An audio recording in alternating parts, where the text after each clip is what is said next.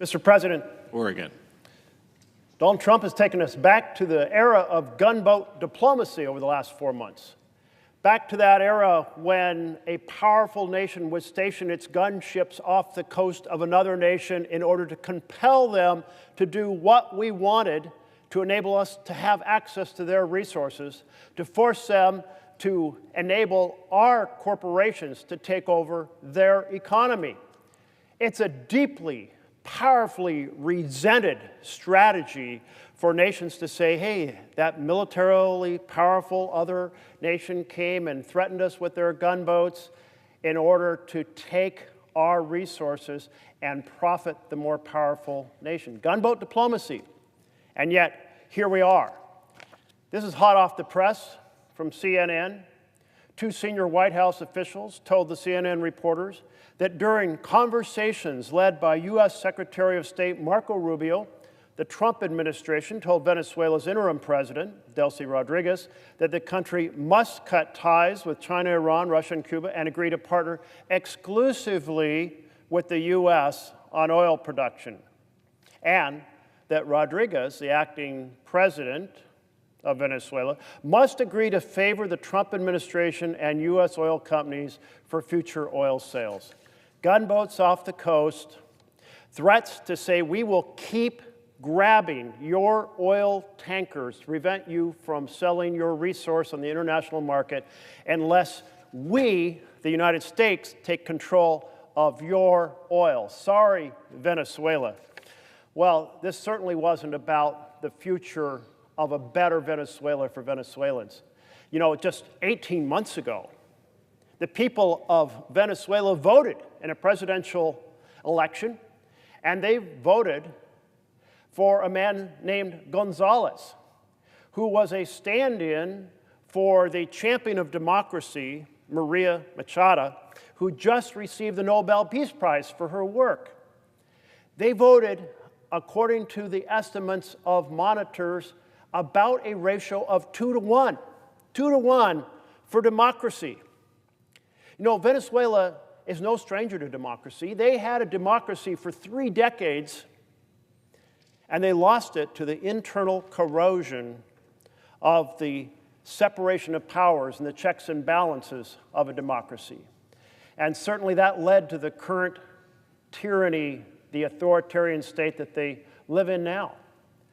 But did the Trump administration say, we want to help Venezuelans reclaim their country? No.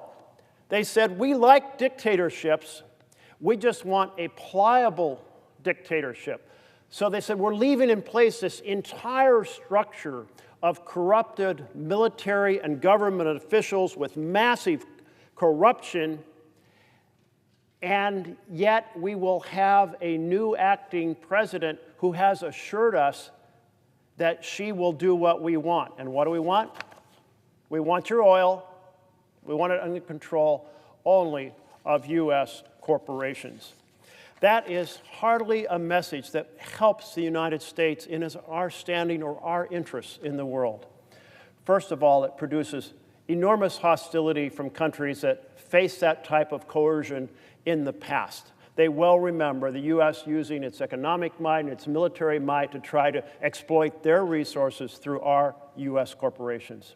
So it undermines our collaboration around the world. You know, a second thing it does, it undermines the respect we're held in, or used to be held in, for advancing the vision of democracy, of government by and for the people. Kind of the light that we brought to the world to say the world shouldn't be in a situation where citizens are ruled by powerful people for their own gain. No, they should be able to make their own decisions for their own future, for their own better future. But you didn't hear any discussion about honoring the will of the Venezuelan people who voted 18 months ago, 2 to 1 for democracy. So now we're looking at a situation where we see other challenges that flow from this continuation of a dictatorship by Delcy Rodriguez, the vice president, who Secretary Rubio has said is more pliable, more manipulable, will more service our interests than the predecessor. And yet all of the corruption of that authoritarian government, all of the repression left fully in place. President Trump said, if she doesn't do what's right, she's going to pay a very big price, probably bigger than Maduro. Leave the dictatorship in place, put a person in charge we think is more going to bend to our pressure, and threaten her. The President of the United States threatened her with something worse than what he did to Maduro. Trump's goal is clear.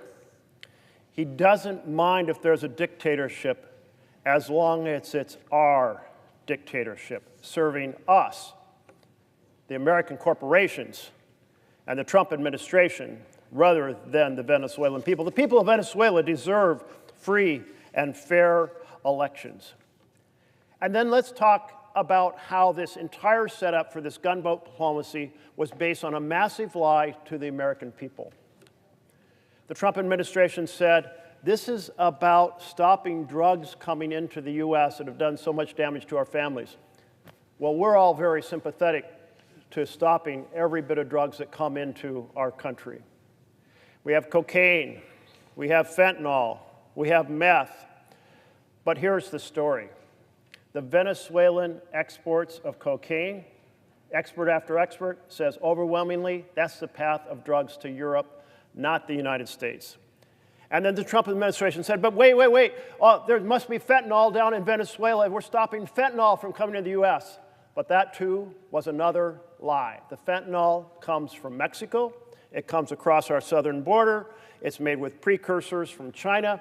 We're pressing China to end their distribution or their importation or exportation of those precursors into Mexico. We're working with the Mexican government to stop the flow into the U.S., doing everything we can to find those places where their fentanyl is made. We need to stop fentanyl in every possible way, but Venezuela is not the source of the fentanyl problem.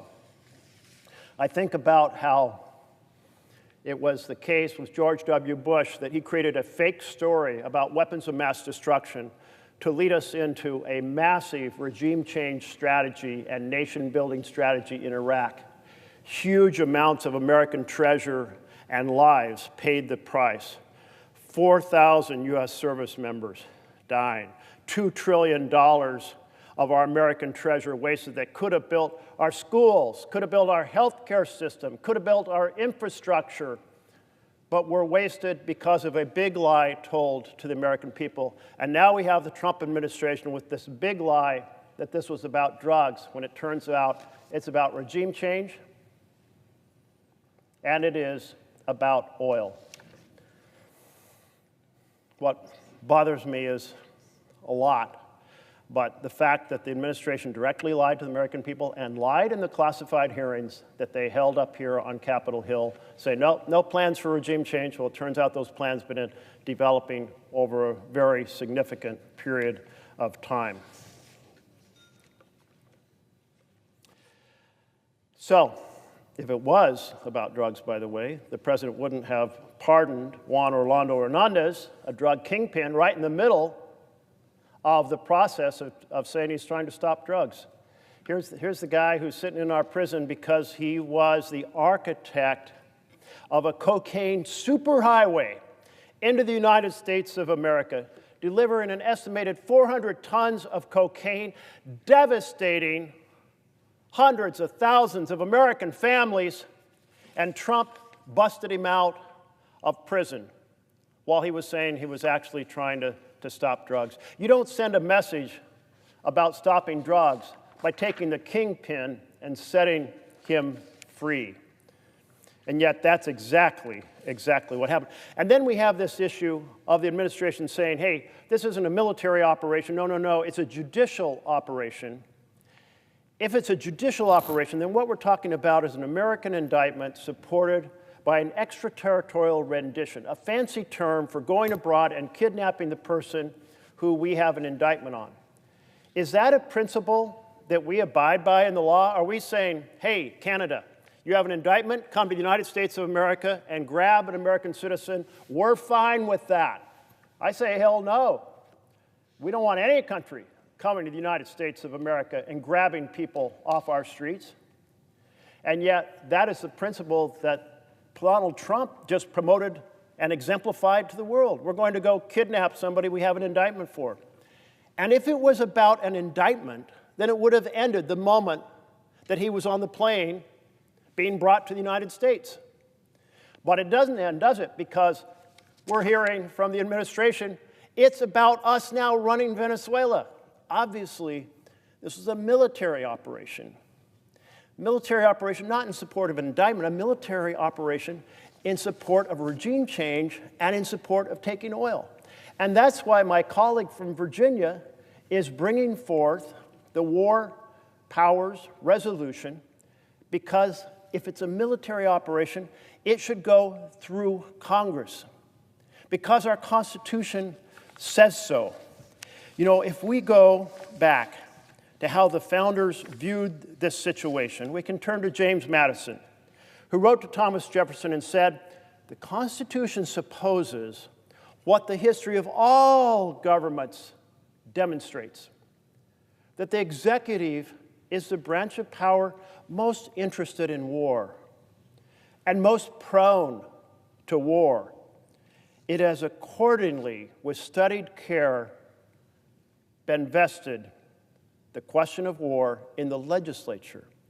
That's our Constitution. Vested in the legislature, because issues of war and peace should never be entrusted to one person. It's too tempting. That's why our founders put it in the responsibility of this Congress.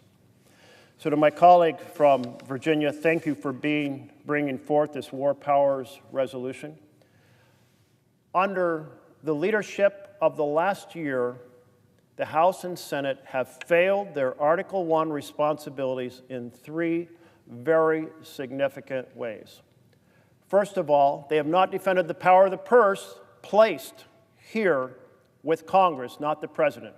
Every time the president shuts down a program and says it's authorized, it's funded, but I'm ending it because it doesn't align with the priorities of the administration, that's an authoritarian statement, breaking our Constitution. And all 100 senators should be down here on the floor and saying, hell no.